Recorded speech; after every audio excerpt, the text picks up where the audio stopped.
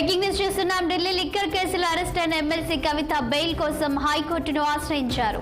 తనకు బెయిల్ కావాలంటూ హైకోర్టులో పిటిషన్ దాఖలు చేసింది. ఈ మేరకు కవిత దాఖలు చేసిన పిటిషన్ పై నేడు విచారణ జరగనుంది. ఇక మరోవైపు అరవింద్ కేజ్రీవాల్ కి మధ్యంతర బెయిల్ ఇవ్వొద్దని ఈడీ సుప్రీంకోర్టులో ఈడీ అఫిడవిట్ దాఖలు చేసింది. ఈ మేరకు మధ్యంతర బెయిల్ పిటిషన్ పై నేడు తీర్పు రానుంది.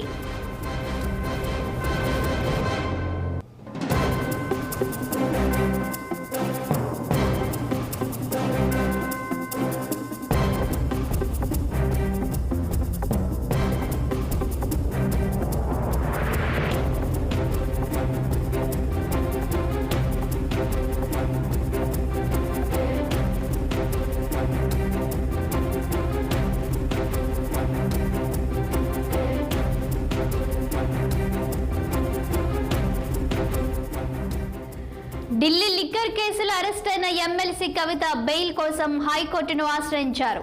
తనకు బెయిల్ కావాలంటూ హైకోర్టులో పిటిషన్ దాఖలు చేసింది. ఈ మేరకు కవిత దాఖలు చేసిన పిటిషన్ పై నేడు విచారణ జరగనుంది.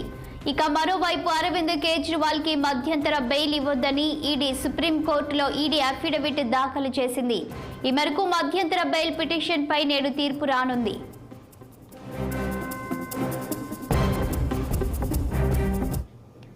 ఇక దీనికి సంబంధించిన పూర్తి వివరాలు మా ప్రతినిధి అశోక్ అందిస్తారు. Good morning Ashok. ఇక ఢిల్లీ లిక్కర్ స్కామ్ కేసుకు సంబంధించిన అప్డేట్స్ ఏంటి ఈ రోజుకు? ఢిల్లీ లిక్కర్ కేసులో ఎమ్మెల్సీ కల్వకుంట్ల కవిత ఈరోజు నిన్న ఢిల్లీ హైకోర్టులో మధ్యంతర బెయిల్ పిటిషన్ దాఖలు చేశారు. దానిపైన ఈరోజు విచారణ జరిగే అవకాశం ఉంది. సో మరోపక్క కేజ్రీవాల్ సంబంధించిన మధ్యంతర బెయిల్ పిటిషన్ కూడా ఈరోజు సుప్రీంకోర్టులో నిన్న ఆయన పిటిషన్ దాఖలు చేశారు. దానిపైన సుదీర్ఘంగా విచారణ జరిగింది. ఈ రోజు దానిపైన ఇది ఫలితాలు.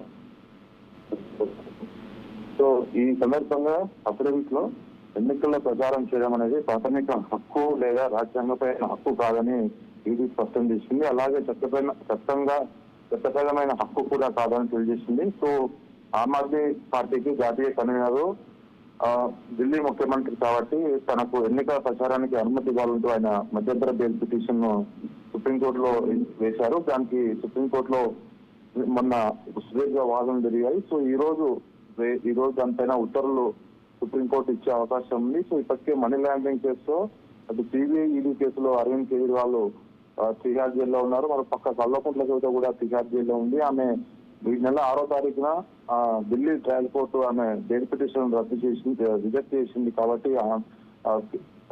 కవిత కూడా ఢిల్లీ హైకోర్టులో మధ్యంతర బెయిల్ పిటిషన్ దాఖలు చేసింది. దానిపైన ఈ రోజు విచారణ జరిగే అవకాశం ఉంది.